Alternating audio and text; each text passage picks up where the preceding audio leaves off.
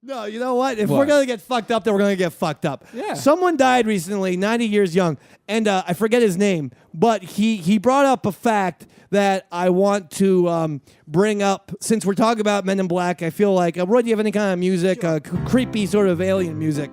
No, that's not like, yeah, exactly. Pepper, one of our friends, Scruffy, is from Denver, Colorado, yes, right? He is. I don't know if Scruffy knows this or not, but underneath the Denver airport is an entire clandestine military base where it's a secret wing of the U.S. government, and we have made a pact, probably with extraterrestrials, at least 80 species, who are living down there as we speak. And this 90-year-old gentleman is from England and actually exposed this fact. He recently passed away. That's why I brought this up. And who is this? I forget his name. But I know this story because of a new show that I'm addicted to. Not Ancient Aliens, though I still love that. It's a complimentary show. Yeah. It's called Hangar 1, the UFO Files. And I'll tell you why we know this about the Denver airport. Why? I can see you're interested. Do they have a Hangar 1? Is that what kind of crazy lies are you going to tell me? This is the God's honest truth. We know this because there's a gentleman who had to use the men's room at the Denver airport. Yeah. Well, a lot of people have to use Couldn't find anywhere to piss. Made a left down an empty corridor, saw an elevator. So he goes, well, this will get me down to a men's room. Gets inside, Really? presses down. That's what he thought. Okay. Yeah. Presses down. Wait for my flight. Let me go in an elevator. The elevator, for whatever reason, seemed to be taking longer than usual. Okay. He's saying, where am I going exactly? Finally, after what seemed to be 5 to 7 minutes. In an elevator. So that's what about... Again, we know this to be true. Don't. I saw it on H. It's about 50 floors. I saw it on the History Channel. Minutes. You go about 10 floors. Excuse me. I saw it on the History Channel. You didn't. History Channel. Yeah, I don't watch this. The doors open up, finally, to expose a narrow hallway made of metal with fluorescent lights. At the end, he sees a sign that says men's room. Yep. 50 points, Sean O.B. Yes. He decides to go in it because he still has to urinate, Pepper. Yeah, he still has piss. He probably has to bladder. piss even more now. Sure. Because the elevator ride took so a long. 7-minute long elevator ride, yeah. He goes into the men's room. When he gets in there, Yeah. he sees urinals that are 8 feet high.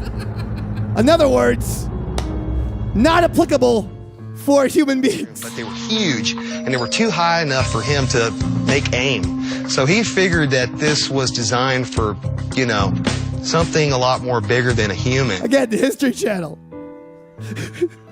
How high were the ceilings? So what you're saying is there's a race of giants living underneath the Denver airport. You got it. Giant penises. You put you cross the T's and dot the I's. That's okay. I want to make sure Now, I know what's happening. To quote these ufologists who I follow and these historians on the History Channel. What year was this when he This was like the early 90s or something. So it's recent. Yeah. They said that the guy, to use to technical terms here, was, quote, freaked out, close quote, and left. But he yes, just left. 8-foot urinals are located, in the bottom of the Denver airport.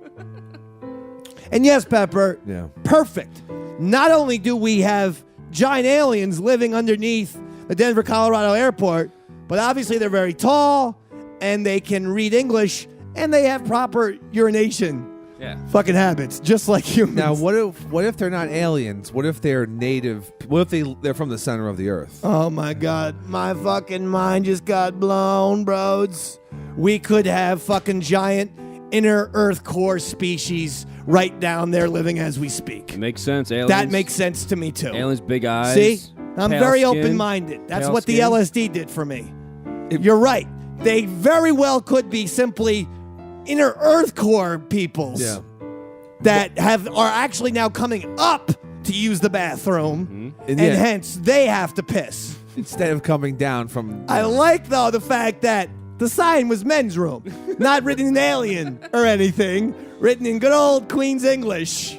You would think if it was an alien species, it'd be like a triangle, an X, some fucking weird backwards G, whatever the When fuck you want it to was. become a citizen of the United States, you got to learn some English. Right. And that's what happens. Yeah. Now, I'm going to go you one step further, Pep. There's got to be, we know of at least 3 confirmed underground bases for the U.S. Government leaders in case of a nuclear holocaust. Sure. You gotta think ahead. But us ufologists surmise there's probably at least 180 to 225 of them. Didn't you and live they're in all one? interconnected via a subway system that is anti-gravity. Didn't you live in one in Astoria for a little while? I did. Pepper can vouch for it. It had a dirt floor. My apartment in Queens had a dirt floor. Not the greatest place to live. And hence, thus ends David McDonald's Weird Tales of Aliens. Good night, America. And I'm glad this is on the record, Pep. I'm glad. Because if I'm fucking dead tomorrow, you know what happened to me. Don't you smile. Well, besides suicide, yeah. Or drug overdose, or some sort of car accident. Yeah. I mean, a lot of things can happen. But if I'm not here, are we back to next Wednesday, Shano, or are we on Thursday? Yeah, okay. If I'm not here next Wednesday, assume I was if those other things didn't happen, assume I was taken away by, a clandestine member of the government.